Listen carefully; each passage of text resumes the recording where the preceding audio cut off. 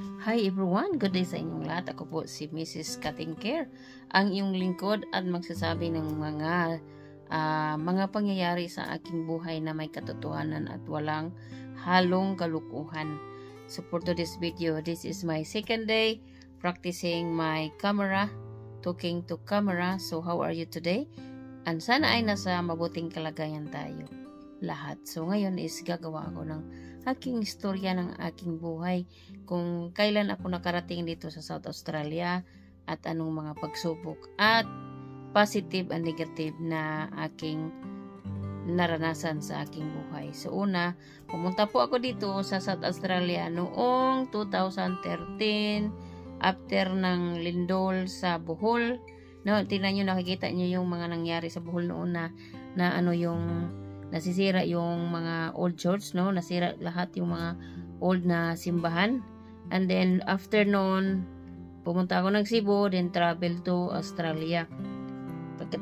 Pagkatapos noon, travel ako ng Australia, na mangyari na naman yung bagyong Haiyan na talagang so devastating sa ating lahat mga Pilipino.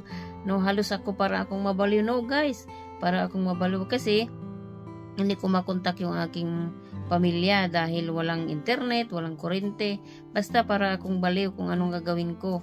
So ayun mga kababayan ko, mga katingker, yun yung first challenge. Pagdating ko na naman dito sa Australia, sinundo ako ng aking asawa, fiancé pa noon, sinundo ako niya, tapos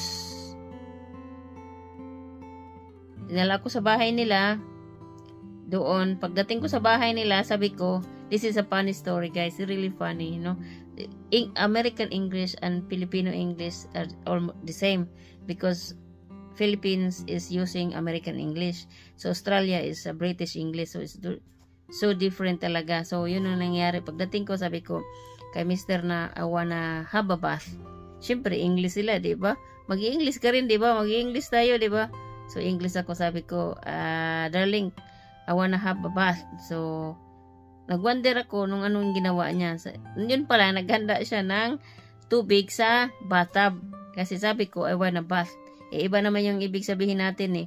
Sa atin is I wanna bath, yung maligo, taking a bath. I wanna take a bath. Ayun lang sabi ko sa kanya, naalala ko na. So, it's funny, but it's true. That's the language conflict, you know. Kasi iba yung English na American at English ng Australian. Pero, we understand each other. Yun lang mga guys, no? Ayun, so mga katingker, nagtaka, sabi ko, maligo na ako. So, maligo na ako. Sabi ko, bakit maraming tubig sa bathtub? Sabi niya, because you said you wanna take a bath. Yun pala yun. Take a bath. Yun pala yung dapat tamang words na gagamitin is, I wanna take shower. You know, ganun pala yun. Sus, Ginoo ko for Diyos Los Santos. Hirap talaga yung American English at Australian English. Pero yun, first day, yan, ganun, okay na. Tapos, nung kinalaunan na, kasi nangyari, di ba, yung bagyo, di ba nga, yung Haiyan. Grabe sa Leyte talaga yung nangyari, yung bagyo na yun. So, talagang napakalungkot na hindi ko alam kasi tahimik kasi sa kanila eh. Sa lugar nila dito sa Australia, so tahimik talaga mga guys, mga katingker, tahimik. Kasi yung bahay ng Mr. ko noon is hindi kami sa syudad. Kahit ngayon, hindi rin kami sa syudad. Yung mga tao kasi dito, nasa likod sila ng bahay limbawa pag weekend, sa likod sila ng bahay nag-happy-happy. Sa atin, sa Pilipinas, sa harap, no? Diba? Iba kasi dito. So, ayun mga katingker, medyo sad yun kasi hindi ko talaga makontak. I'm worried, hindi ako worried about sa property. Worried ako sa kung baga ano mangyari sa nanay ko, mga kapatid ko, ganun. So talagang hirap. So after 1 week, nakontak ko sila. Ayun, okay naman. Siyempre, instead na magpakasal kami noon ni Mr., hindi kami nagpakasal kasi sa Pilipinas. Balak namin na yung baga, alam niyo na Pilipino mahilig mag-special wedding, ganun, di ba? Kasi bunga-bunga tayo mga Pilipino pagdating sa mga ganyan eh, hindi tayo masyadong practical. Pero sabi ko kay Mr. na instead na yung gagastusin namin sa kasal, anuhin na lang natin, yung itulong na lang namin sa nanay ko kasi nasira yung bahay namin, di ba? Wala silang matirhan at walang budget, walang ganun, wala. Ayun, instead na igagasto sa wedding namin sa Pilipinas, yun na lang yung ginawa ko, no? thinking practical kasi nasanay kasi ako na yung practical ba na pag-iisip kasi yung tatay ko, nanay ko, practical kami mag-isip. Tinuruan kami kung ano ba, kung kailan ka gagamit, gagastos ng pera, kung saan bang yung gagamitin mo, ano bang mas mahalaga. Ayun, ganun kami mag-isip mga katingker eh. So ayun, so to make it short, hindi kami nagpakasal sa Pilipinas. Pero dito sa Australia, nagpakasal kami sa tawag nila celebrant, no? Sa Pilipinas, parang judge sa huwis or sa mayor. So dito celebrant. So ayun ang kasal namin, yung kami lang, magpamilya, anak niya, kaibigan niya. At kumain lang kami sa restaurant. So yun ang kaibahan eh. If you want really a good wedding, yung bunggang-bunggang wedding, pwede yun. Pero sabi ko, we don't need to have that. Kasi if you're willing to help my family, that would be good for me. So, ayun, mga katingker, ayun, nagkasal kami, November 3, yung aming anniversary. So, every November, anniversary namin yun. So, ayun ang ganap ng aking buhay nung aking first month sa Australia. So, kasal kami. Tapos, noon, syempre, si Mr. nagtatrabaho pa noon, trabaho pa siya, umalis siya ng maaga.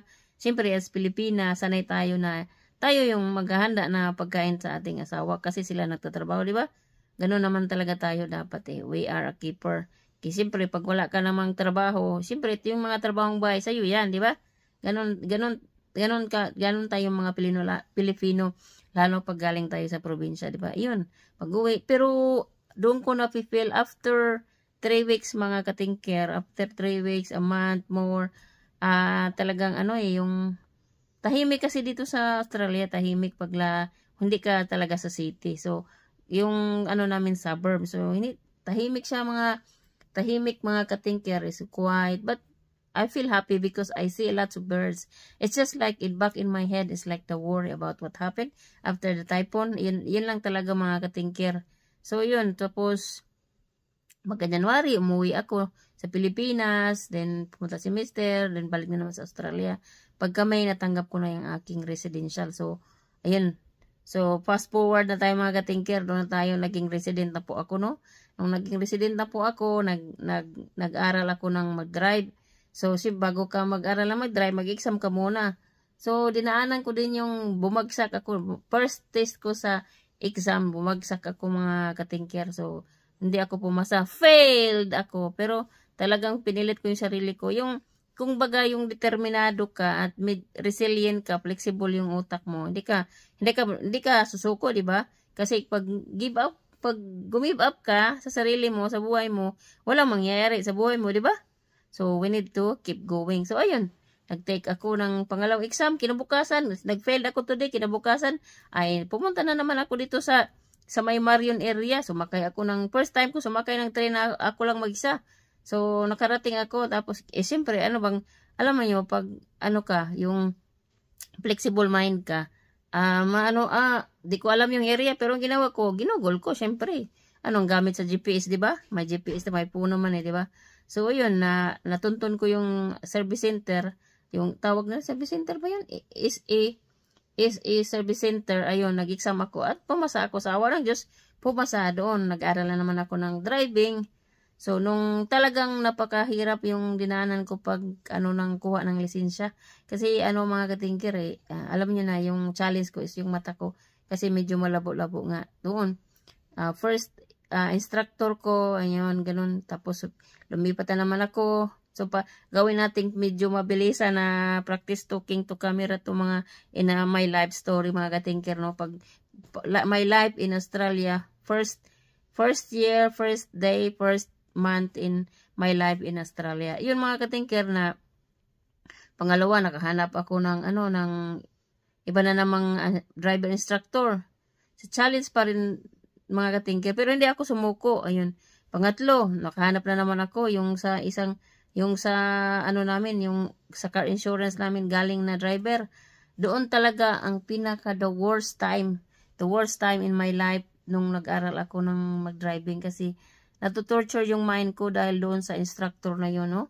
Dahil sa instructor na yun na hindi raw ako, every time na sabi, halimbawa, I'll practice today and then I'll have another practice tomorrow. So, Mr. is really spend a lot of money for my practice driving kasi hindi nga ako driver sa Pilipinas. Alam mahirap yung mag-aral ka ng driving na wala kang ano sa Pilipinas, 'di ba? Motor lang yung alam ko sa Pilipinas, pero sa four wheels wala akong alam. So, yung ano lang sa akin is yung determination ko. Gusto ko talagang matuto kasi mahirap pag hindi ka marunong mag-drive dito sa Australia, maboboard ka talaga at hindi ka basta-basta makahanap ng trabaho. Pwede ka nang maghanap ng trabaho yung in one area lang kasi ngayon in ba yung trabaho ko. So, yun mga balik tayo doon mga katingker doon sa topic na yun, no? Talagang natutorture yung mind ko doon sa tao na yun. Pero, it makes me, parang doon ako pinatapang, yung pinalakas yung loob ko na kahit I have a battle inside of me. Kasi yung, bukas na naman yung schedule, torture na naman ako guys. So, torture na naman yung mind ko mga katingker. So, yun talaga yung mga problema ko doon. Pero, at least na ano ko ba, na-combat ko siya na overcome ko yung tortured na yon. So, sabi nung I think sabi ko I decide to give up na talaga, no? I decided to give up not to drive. I decided to give up na I'm not going to use that driver instructor anymore. So, doon sabi you know what I did is I was praying, I hope I can find a female instructor. And I pray to God, honestly, I really pray to God and hope and have faith na makahanap ako ng mabait na instructor at babae. So, yun mga katingkir, no? Ano ko yun eh? Saan ko ba yun nakakita? Na ginugol ko lang mga katingkir. Tapos, alam mo yung mga katingkir, it's really good that I give up that driver. And I found a woman. You know what's funny is just around the corner in my house. So, yes, and then she teach me 3 times, and then I passed. Luckily, when I had the exam, we don't have the person from when you get your license, so it's only her reporting, and I passed, and I drive. For the first time, I drive alone, so I get the P license. Within 2 years, I have the professional license. So, thanks God that, all that struggle that I've been through, I'm able to pass it through, because of my determination. I have belief that, guys, kung gusto mo talagang matuto sa mga bagay sa buhay, kailangan aralin mo talaga. Huwag kang give up kaagad kasi if you give up right away, walang mangyari sa buhay mo. Kailangan mo talaga daanan ang mga pagsubok or daanan ang mga challenges doon, no? Yan ang mga katingker ang ating istorya sa ating buhay. Parang napahaba. It's only a second day practice, but I'm telling the story of my life. So, yun mga katingker, when I had the license, we have to do it fast forward. What I did, the other part of my story is, I went to study as a caregiver. So, I passed the caregiver, so I just make it. It's not really a challenge for me when I study caregiving job. My challenge for me is to talk, the language. But if you talk about me, how I manage, how to work, that's my favorite. No, I rather to work than to talk. I like working. That's why it's not hard for me to get my permit to work in a care setting community. So that's all mga katingkir, no? Ayun mga life story ko, no? From the Philippines to Australia, and now I'm in Australian. I have 11 years here, live here, and I'm a citizen in Australia. I'm so lucky and grateful for all the things. Everywhere mga katingkir, what's disadvantage and advantage?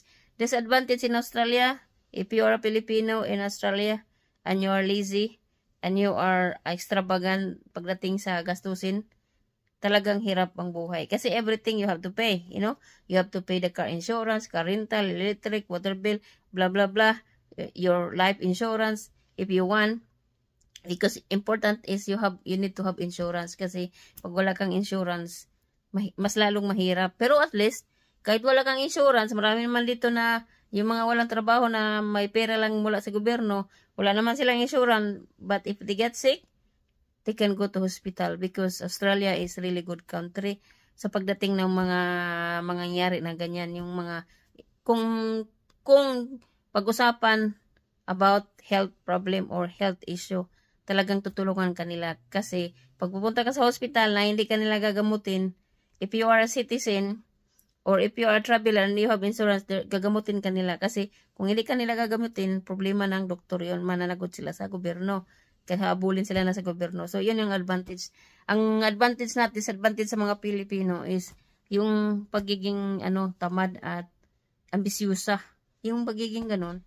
Pero ako hindi naman ako ambisyosa. Kung ano lang yung meron ako, yun lang. Pero I work hard, no? What makes me inspired to work every day? Para hindi ako mapapagod at wala akong pressure sa sarili ko. Siyempre, yung pamilya ko, yun talaga yung point of view ko, yung mind ko, diretso, para sa nanay ko, lalo yung nanay ko, kasi wala naman siyang pension, wala naman siyang matatanggap. So, kung hindi ako siya susuportahan, siyempre, walang pera nanay ko, di ba? Ayun lang mga katingker ang aking story for today. So, this is my second day practicing talking to camera. So, it's like this, no?